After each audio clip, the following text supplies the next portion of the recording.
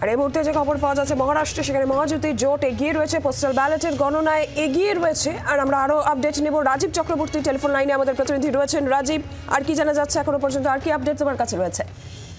দেখো, মহারাষ্ট্রের 288টি আসনে ভোট গ্রহণ হয়েছে এবং তার ফল ঘোষণা হবে, এবং সেই ফল ঘোষণার যে প্রক্রিয়া অর্থাৎ ভোট গণনা সেটি শুরু হয়ে গিয়েছে।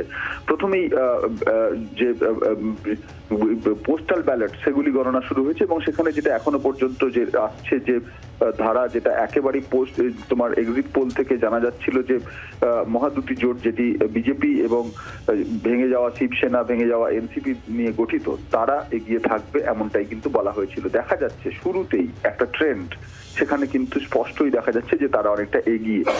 অন্যদিকে যে তোমার ইন্ডিয়া জোটের অ্যালায়েন্স যেগুলি রয়েছে, অর্থাৎ শিবসেনা, উদ্ধব ঠাকরে, এনসিপি, শরদ পাওয়ার এবং কংগ্রেস, এই দলগুলি তাদের যে জোট তারা কিছুটা পিছিয়ে রয়েছে। যদিও এটি পোস্টাল ব্যালট, সবে ভোট গণনা শুরু হয়েছে, 288টি আসনে মোট ভোট গণনা হবে, চূড়ান্ত ফলাফল আসতে অনেকটা দেরি হবে, কিন্তু একেবারে টান টান উত্তেজনা রয়েছে। তার কারণ মহারাষ্ট্র একেবারে গুরুত্বপূর্ণ একটি রাজ্য, আর এই রাজ্যে কারা ক্ষমতা দখল করবে, আবারও যে বিজেপি নেতৃত্বে অন্যান্য রাজনৈতিক দলগুলি যে সরকার চালাচ্ছিল তারা ফিরবে, নাকি ইন্ডিয়া জোট অর্থাৎ কংগ্রেস সহ অন্যান্য যে মহা আগাড়ি তারা ফিরবে, এই নিয়ে কিন্তু একটা টানাপোড়েন রয়েছে, জল্পনা চলছে এবং উৎকণ্ঠা রয়েছে। যেহেতু ভোট গণনা শুরু হয়ে গিয়েছে, ক্রমশই আমরা আপডেট দিতে থাকব।